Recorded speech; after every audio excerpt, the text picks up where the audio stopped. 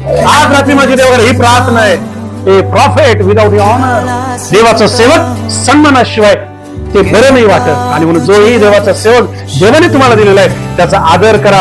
तोंडावर एक आणि माग एक हे बंद झालं. देवाचा सेवक कुठेही असो कसंही असो तो बोलतोय ती बोलते never do that, never do that. सेवकाबद्दल की आपल्याला उत्तेजन देईल, उपवास प्रार्थना आणि सगळं करत असताना त्याचा आदर करायला विसरू नका.